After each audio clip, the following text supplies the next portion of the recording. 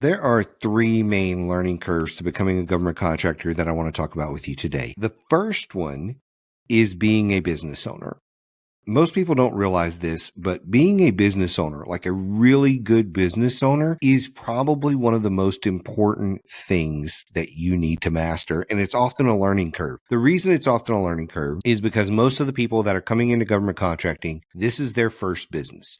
They've never owned or ran or even worked in a capacity where they were running a business. They may have seen some of those things from the sidelines, but they've never done it. And so if this is your first business, that's a learning curve.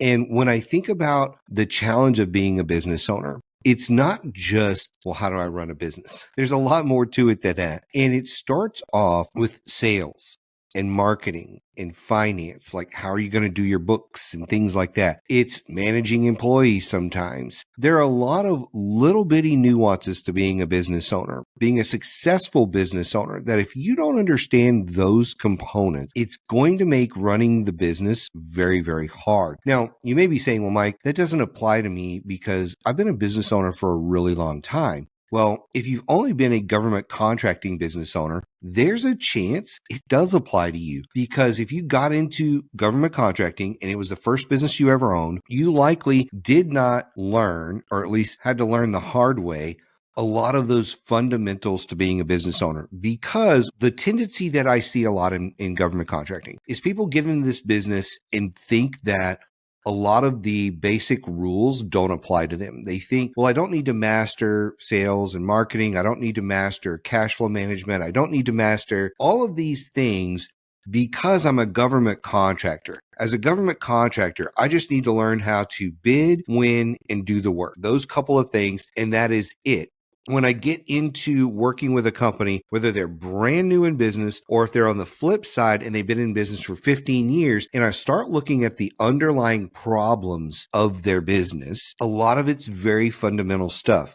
Sales and pipeline management. How are you managing the pipeline that you have? Communicating your value. How are you doing that? Are you doing the right things when it comes to the proposal process or the quote process? Do you understand your pricing and your margins and all of that kind of stuff? Do you understand that the game is not about revenue, it's about profit? Do you understand that? Do you understand how to replicate yourself? I can't tell you how often I'll sit down with a business owner who's been doing this 10, 15, 20, 25 years and say, show me what's on your plate. Why are you so busy? I'll sit down and start looking at it, and they're like, well, in addition to running the sales department, I'm like, wait a minute, you're a 50-person company. Why are you running the sales department? Well, I just can't find anybody else that can do it. Okay, let's move on to the next one. What else are you doing? Well, I'm doing the accounting in the business. Why are you doing the accounting? Well, there's really just nobody else that can do it. And then we'll go down the rabbit hole.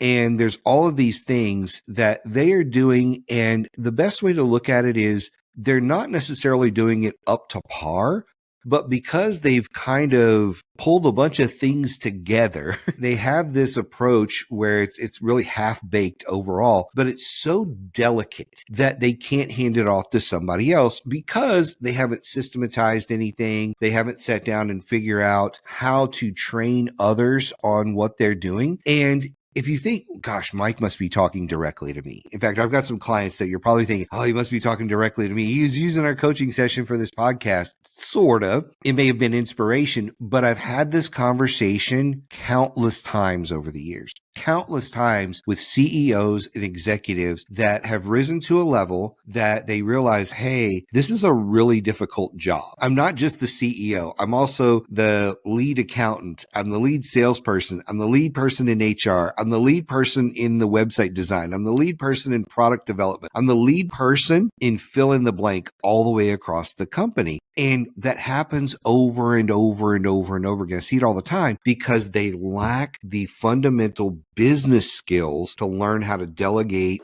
and scale and grow.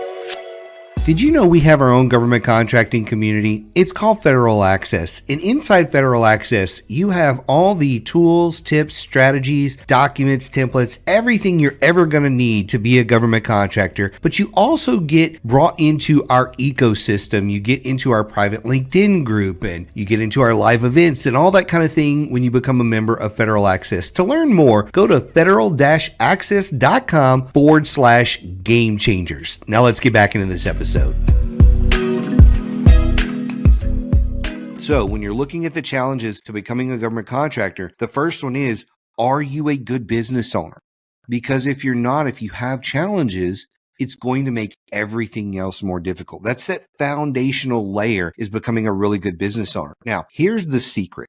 No one ever starts off as a really good business owner. Here's the other secret. It's a continual process of improvement. I am constantly learning new things about being a better business owner and having aha moments about how we run the business, how we grow the business, how we scale the business, how I get more free time for myself, how we become more profitable. It is a never-ending journey of learning and tweaking. So regardless of where you are, the fact that you've started, if you're listening to this and you've started, you're in a good place. Don't stop learning. Continually learn about the little fundamentals like your accounting and your finance. Not so that you become an expert in those areas, but you learn how to delegate, how to make systems and things like that. You need to keep learning. If you're a solopreneur, you're going to need to learn how to perfect a lot of those things simply so you can execute on them, because you are the person, because you're the only one, right? But as you start to grow, you've got to figure out how to delegate those things and how to be a real business owner, which means working more on the business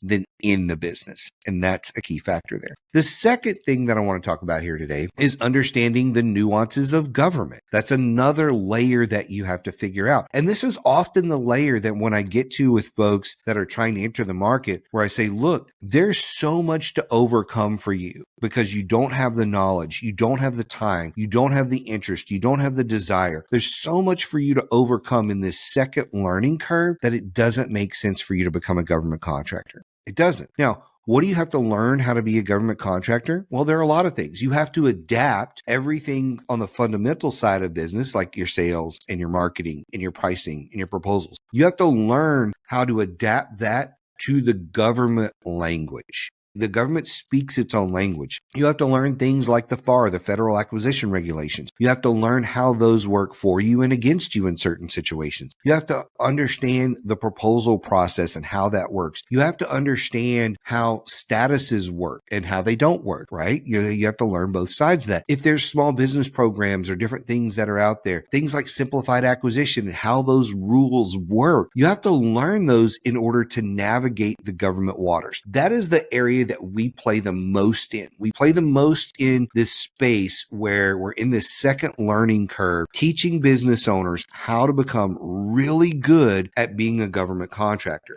What are the strategies and the tactics, that art and science of government contracting? That's where we play a lot of our time with our clients, helping them figure out, hey, how do I market to the government? How do I sell to the government? How do I have a conversation with a contracting officer?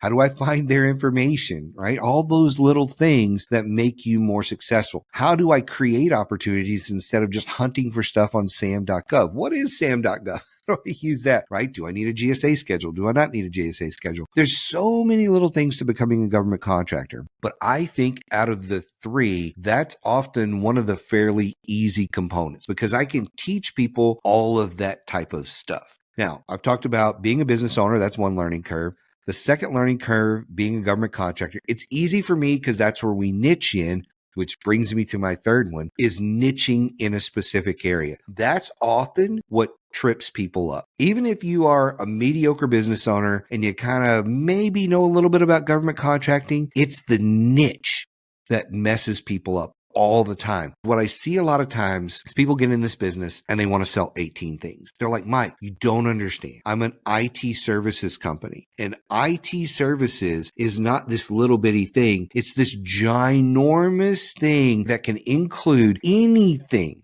literally anything technology related. So it could be we're selling equipment to the government. We could be installing that equipment. We could be doing cybersecurity. We could be doing custom software development. The list goes on and on and on. But it's not just IT folks. Let's say you are in the construction business and all of a sudden you're like, well, the construction thing, we have some contracts that are percolating, but while we're waiting on that, let's get in the janitorial business. And while we're waiting on that, we have a really good team of mechanics that fix our stuff. Why don't we do some maintenance on heavy equipment for the government? We'll bid on some of those contracts. And while we're doing that, I saw this opportunity that popped up on SAM yesterday for, tree trimming. Let's go chase that. And I saw this opportunity on SAM, and that's usually how the conversation starts, is I saw this opportunity on SAM for toilet paper, and I think we should go after that.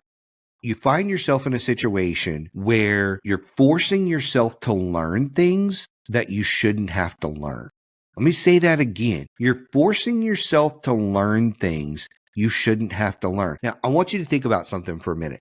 The first time you got on a bike, did you just take off? Some of you did. Most people, you get on a bike, you're scared. You're thinking about pedaling and balance and where your hands go and where are the brakes. And you're thinking through all these things. And you get a little bit older and it's driving a car. And you're thinking through the mirror, the seatbelt, adjusting the seat, the steering wheel. Is it my turn to go? How do I parallel park? You're thinking through all this stuff. You're thinking, and it's exhausting thinking through all of that type of stuff. Anytime you're learning something new, especially something complicated, and you're going to say, Mike, this is a dumb example, but let me go down the rabbit hole for a minute. How could tree trimming be exhausting? Well, do you know anything about tree trimming? Because if you don't know anything about tree trimming, you're going to kill the trees. Now, unless it's cutting out the trees project, which isn't as difficult, unless they're near buildings or fences or things like that, because you could really do some damage if you don't understand that. You may say, well, Mike, I'm just going to hire somebody. Well, how do you know how to hire the right person to do that? Well, I'll just hire a company out of the phone book or out of Google that I saw that does tree trimming. Well, how do you know they're giving you the best price? How do you know they're the right company to do that? Well, you don't know. You've got to do what? What's the key word? You've got to educate yourself a bit on tree trimming, just to outsource tree trimming. You do. In order to do it right, you've got to do that. So if you apply that to other things, if you apply it to IT, when you think about, hey, although our focus is the cybersecurity space, where in cybersecurity? Is it hardware? Is it software? Is it policies and procedures? Is it a custom thing you've developed, whether it is an actual hardware component or software? Where do you focus in cybersecurity? You could niche that down. Where do you focus in IT? Where do you focus in construction? Instead of just saying, well, we'll do anything in construction. Well, construction's a big area. Anywhere from installing fences and drainage stuff to, digging ditches and things like that to building a building. Where do you focus?